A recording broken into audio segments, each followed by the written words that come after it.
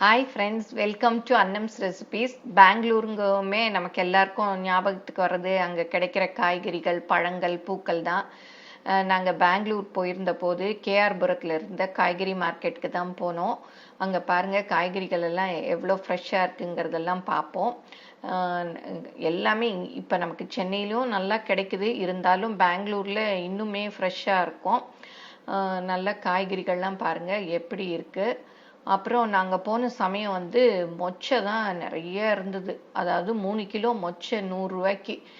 பெங்களூர்லேயே பொதுவாக மொச்சை வந்து நிறைய கிடைக்குது. பக்கத்தில் இருக்குது பாருங்கள் பட்டாணி, அதுக்கு பக்கத்தில் பீன்ஸு அப்படியே ஆலிவ் க்ரீனில் இருந்தது பீன்ஸு. அவ்வளோ ஃப்ரெஷ்ஷாக அப்படியே ரொம்ப எலஸாக இருந்தது.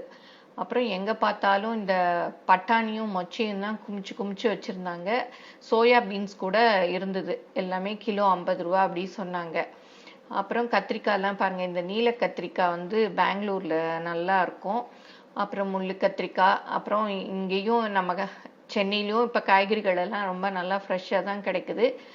அப்புறம் தக்காளி தான் நல்லா குண்டு குண்டாக இருந்தது. இங்கே பாருங்கள் சௌச்சௌ, கொடமிளகா, முள்ளங்கி இதெல்லாம் பாருங்கள் எவ்வளோ ஃப்ரெஷ்ஷாக இருக்குது. பாவக்காய், பீக்கங்காய், அப்புறம் காலிஃப்ளவர்லாம் அவ்வளோ வெள்ளை வெளியேர்னு நல்லா இருந்தது. கொஞ்சம் கூட பூச்சியெல்லாம் இல்லை, ரொம்ப நல்லா இருந்தது. நாங்கள் எல்லாமே வாங்கல, தேவையானது மாத்திரம் வாங்கிட்டு வந்தோம். அப்புறம் நம்ம ஊரில் கேரி பேக்கில் போட்டு விற்கிற மாதிரி அங்கேயும் போட்டு வச்சுருந்தாங்க காய்கறிகள்லாம். அப்புறம் இங்கே பார்க்குறதெல்லாம் வந்து பாக்குலே நிறைய வகை இருந்தது. கலர் போட்டு, கலர் போடாமல், அப்புறம் சீவல் அதெல்லாம் கூட வச்சுருந்தாங்க.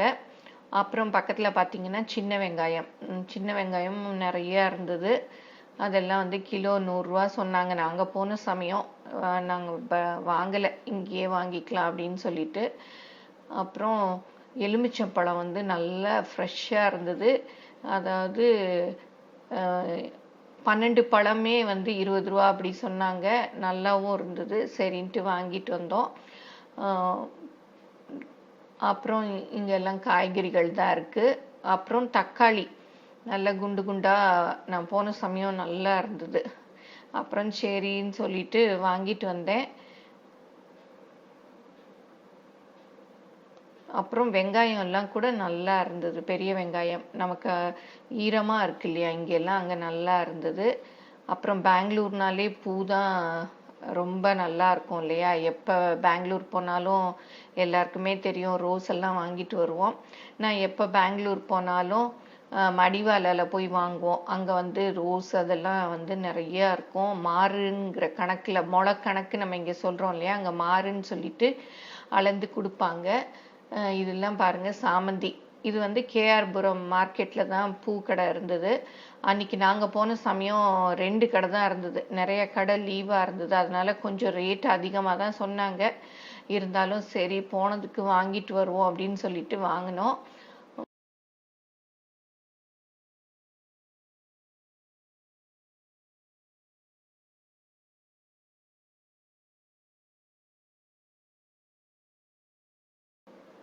இதெல்லாம் வந்து சாமந்தி, பக்கத்தில் இருக்கிறதெல்லாம் வந்து ரோஸு.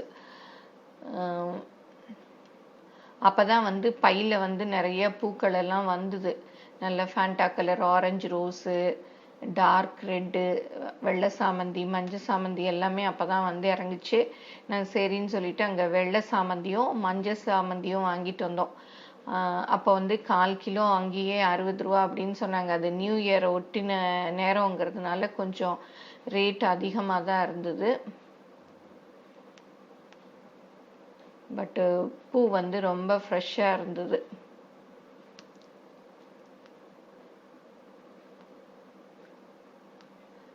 இந்த ரோஸ் எல்லாமும் நமக்கு சென்னையிலையும் கிடைக்குது. இருந்தாலும் சரி அங்கே போனோமே வாங்கிட்டு வருவோம் அப்படின்னு சொல்லிட்டு எல்லாத்தையும் கொஞ்சம் கொஞ்சம் வாங்கிட்டு வந்தோம்.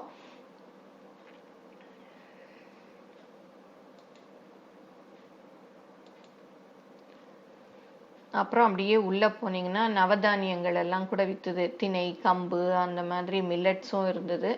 நான் அந்த பேடகை மிளகான்னு ரெட் கலராக இருக்கும் இல்லையா பெங்களூரில், அதுதான் சரி வாங்கிட்டு வருவோம் அப்படின்னு சொல்லிட்டு விலை கேட்டேன். ஆனால் கிலோ 400 ரூபான்னு சொன்னாங்க. ரொம்ப டார்க் கலர் மெரூன் கலராக இருந்தது. அப்புறம் அங்கே பெங்களூரில் இருக்கும் இல்லையா குட்டி குட்டி மிளகா காரமாக அதுவும் வச்சுருந்தாங்க. நான் அதை தான் வந்து ரேட் கேட்டுகிட்டே இருந்தேன். அப்புறம் சரி வாங்கலாமா. இதுதான் வந்து அந்த குட்டி மிளகா, இது வந்து அந்த பேடகை மிளகா. நான் அப்புறம் சரி இது ரொம்ப காஸ்ட்லியாக இருக்குன்னு சொல்லிட்டு பக்கத்துலேயே இன்னொருத்தர் கடை வச்சுருந்தாரு. அப்புறம் அவர் கடையில் போய் கேட்டோம். அவர் கொஞ்சம் ரீசனபிளாக தான் சொன்னார். கிலோ வந்து 80 ருபீஸ் சொன்னார். அப்புறம் சரின்னு சொல்லிட்டு அவர்கிட்ட தான் வந்து அரை கிலோ மிளகா வந்து வாங்கிட்டு வந்தோம். எல்லாமே அங்கே வச்சுருந்தாங்க.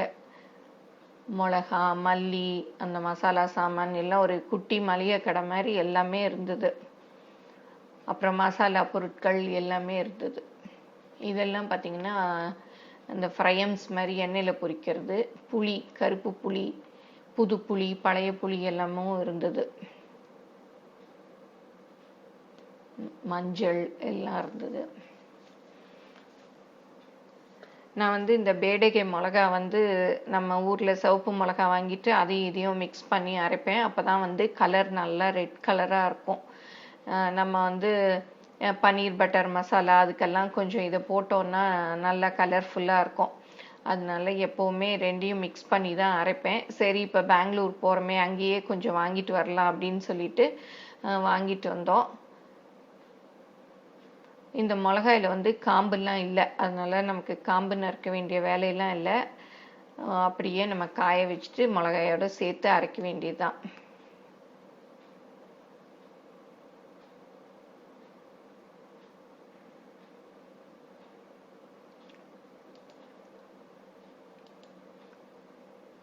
அப்புறம் பெரிய வெங்காயம்லாம் நல்லா பளபளன்னு இருந்தது. இப்போ எங்கேயோ வெளிநாட்டிலேருந்து இறக்குமதி பண்ணுறேன்னு சொன்னாங்க இல்லையா, அந்த வெங்காயமோ என்னவோ தெரியல, நல்லா பார்க்கவே சூப்பராக இருந்தது. அப்புறம் பக்கத்தில் நிறைய பூண்டு அதெல்லாமும் இருந்தது. நம்ம ஊரில் இருக்க சந்தை மாதிரி தான் அங்கேயும் இருந்தது.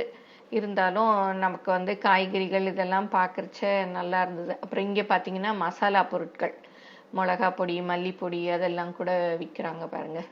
பட்டை, கிராம்பு, பட்டை இலை எல்லாம். அப்புறம் இதெல்லாம் வந்து பெங்களூரில் ரோட் சைடில் இருக்கக்கூடிய கடை. அதில் பாருங்கள் எவ்வளோ அழகாக அந்த சைக்கிள் எல்லாம் நல்லா இருக்குது. அப்படியே ஷோகேஸில் வைக்கலாம். அந்த கிளாக்ஸ் எல்லாம் கூட நல்லா இருக்கு.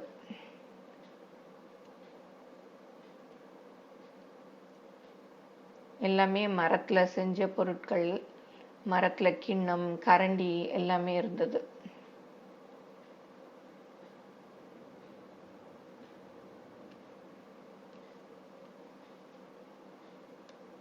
இப்போ நம்ம நிறைய பேர் வந்து மரக்கரண்டிகள் தானே யூஸ் பண்ணுறோம். ஆனால் என்ன உட்டோ என்னவோ தெரியல, நான் சும்மா பார்த்துட்டு தான் வந்தேன். பட் பார்க்கவே நல்லா இருந்தது, வாங்கலை எதுவுமே. ஏன்னா சில மரக்கரண்டிலாம் நம்ம கழுவுனோனாலே சாயம் போன மாதிரி போயிடுது, அதனால பார்த்து வாங்க வேண்டியிருக்கு. அப்புறம் பக்கத்தில் பார்த்தீங்கன்னா அந்த பூக்கள், பெங்களூரில் பார்த்தா எல்லா வீட்லேயுமே அந்த தோரணங்கள் எல்லாம் கட்டி தொங்க விட்டுருக்காங்க. பூக்கள், மணி எல்லாத்துலேயும். இதெல்லாமே ஆர்டிஃபிஷியல் பிளாஸ்டிக் ஃப்ளவர்ஸ் தான். நல்லா கலர்ஃபுல்லாக இருந்தது. அப்புறம் அந்த தோரணம் தொங்க விடுற பூக்கள் கூட பாருங்க, நிலையில தொங்க விடுவோம் இல்லையா, அதெல்லாம் கூட இருந்தது.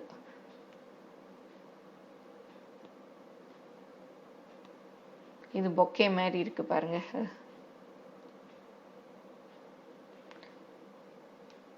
இது ஏதோ கிரேப்ஸ் மாதிரி இருந்தது. சரி அப்படின்னு சொல்லிட்டு எடுத்து பார்த்தேன். ஆனால் ரொம்ப பிளாஸ்டிக் மாதிரி இருந்தது, அதனால சரி அப்படின்னு சொல்லிட்டு வச்சுட்டேன். எனக்கு அவ்வளோவா பிடிக்கல.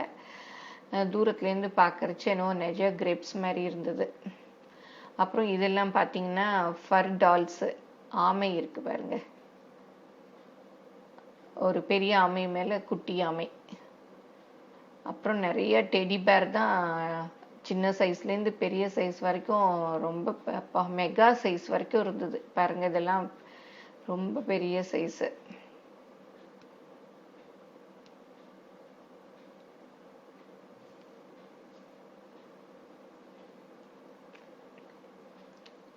அப்புறம் அந்த டாக் எல்லாம் பாருங்க, அப்படியே நிஜ டாக் மாதிரியே இருந்தது.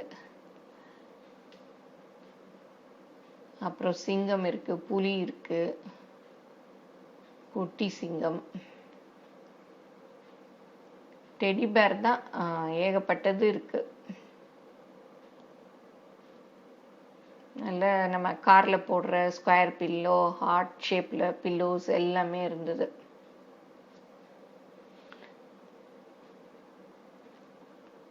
சின்ன பிள்ளைங்களெல்லாம் கூட்டிட்டு போனா அவங்க நல்லா பார்த்து வேணுங்கிற டாய்ஸை செலக்ட் பண்ணிக்குவாங்க.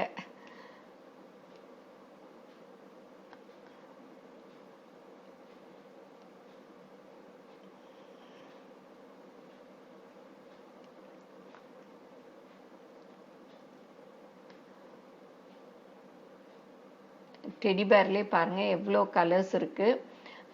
இந்த வீடியோ உங்க எல்லாருக்கும் பிடிச்சிருக்கும்னு நினைக்கிறேன். பிடிச்சிருந்தா லைக் பண்ணுங்க. எங்க சேனலை மறக்காம சப்ஸ்கிரைப் பண்ணுங்க. ஃபேஸ்புக், இன்ஸ்டாகிராம்ல அன்னம்ஸ் ரெசிபீஸை ஃபாலோ பண்ணுங்க. தேங்க்யூ.